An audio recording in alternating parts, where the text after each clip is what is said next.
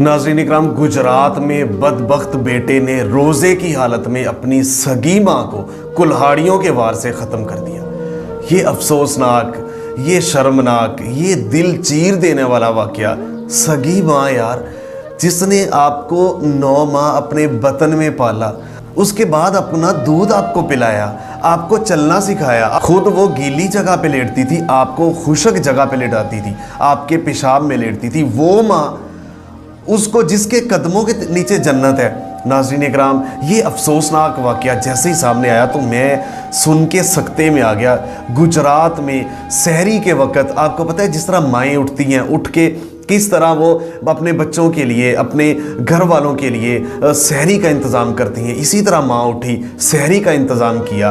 वो बदबख्त रोज़े के लिए उठा ही नहीं, उसको उठाया गया बार बार, वो नहीं उठा। बाकी भाई, बाकी उसके खामद ने, सब ने वो वहाँ पे सहरी की। उसकी सहरी करने के बाद, नमाज़ पढ़ने के बाद जैसे कि सारे लोग सो जाते हैं, उसकी माँ भी सो गई। वो सुबह उठा, सहरी उसने बदबख्त ने की नहीं थी, उसने शोर डालना शुरू कर दिया। ये मुबैना तौर पर जो सारी चीज़ें सामने आ रही हैं, उसने शोर डालना शुरू कर दिया कि मुझे रोटी फौरी नाश्ता चाहिए, मुझे भूख लगी है। अब माँ बेचारी उसी टाइम सोई थी, काम करने के बाद थकी आ रही, उसने कहा अच्छा मैं देती हूँ। वो बात फौरी उसने ना मानी, वो चिल्लाया, चिल्लाने के बाद बस इन्हीं बातों में गुस्सा हुआ, गुस्सा होने के बाद कुल्हाड़ी से सर पे इतनी ज़ोर से ज़रब मारी कि उसकी वालदा हॉस्पिटल जाते हुए रास्ते में ख़त्म हो गई। नाज़रीन इकराम, ये बदबख्त बेटा ये पुलिस हिरासत में है, ये गिरफ्तार हो चुका है, इसके भाई की मुद्दईयत में इसके ऊपर मुकदमा दर्ज कर लिया गया है। तो नाज़रीन इकराम, ये क़यामत की निशानियाँ देखें, क्या कुछ हो नहीं रहा।